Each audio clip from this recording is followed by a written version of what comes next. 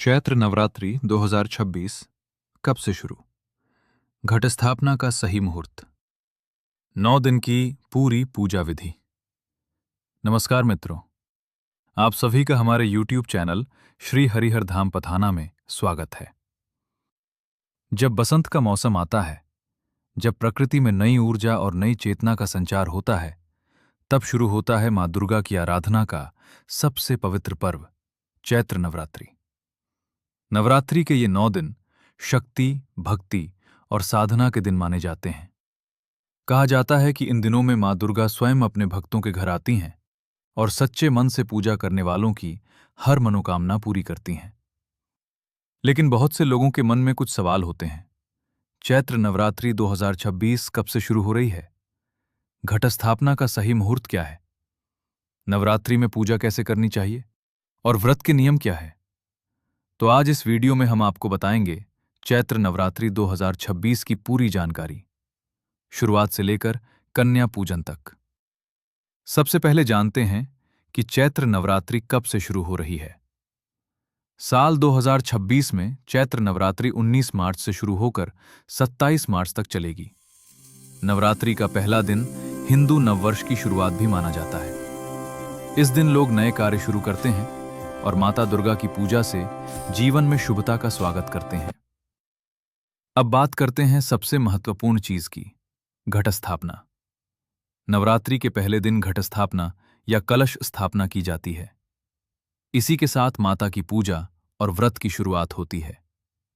2026 में घट स्थापना की तिथि है 19 मार्च, गुरुवार।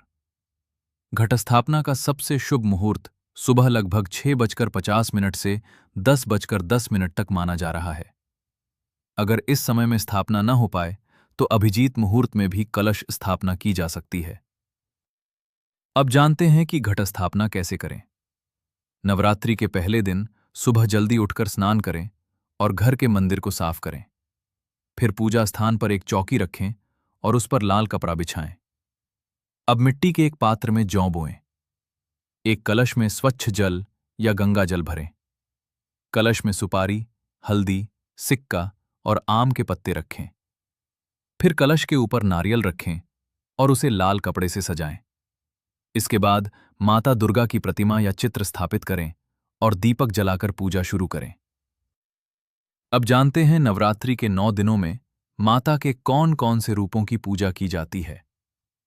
पहला दिन मां शैलपुत्री, दूसरा दिन मां ब्रह्मचारिणी, तीसरा दिन मां चंद्रघंटा, चौथा दिन मां कूष्मांडा, पांचवा दिन मां स्कंद माता, छठा दिन मां कात्यायनी, सातवां दिन मां कालरात्रि, आठवां दिन मां महागौरी, नवां दिन मां सिद्धिदात्री। कहा जाता है कि इन 9 दिनों में माता के इन स्वरूपों की पूजा करने से जीवन में शक्ति, सुख और समृद्धि आती है। अब बात करते हैं नवरात्रि के व्रत के नियमों की। नवरात्रि में व्रत रखने वाले लोगों को सात्विक जीवन जीना चाहिए। मांस, शराब, लहसुन और प्याज का सेवन नहीं करना चाहिए। हर दिन माता दुर्गा की पूजा करें, दीपक जलाएं और दुर्गा चालीसा या दुर्गा सप्तशती का पाठ करें। साथ ही मन को शांत रखें और क्रोध से बचें।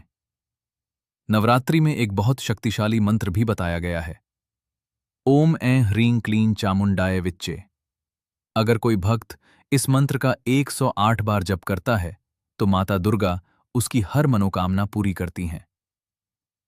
अब बात करते हैं नवरात्रि के सबसे पवित्र कार्य की, कन्या पूजन। नवरात्रि के 8वें या 9वें दिन कन्या पूजन किया जाता है।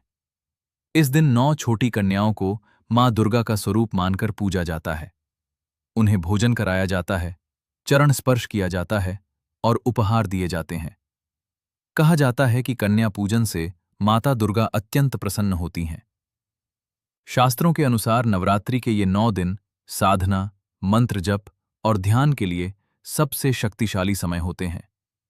अगर कोई व्यक्ति इन दिनों में सच्चे मन से माता की पूजा करता है तो उसके जीवन के दुख और बाधाएं धीरे धीरे समाप्त होने लगती हैं। तो मित्रों, अगर आप भी चाहते हैं कि माता रानी की कृपा आपके जीवन पर बनी रहे तो इन नवरात्रि के दिनों में श्रद्धा और विश्वास के साथ माता की पूजा जरूर करें।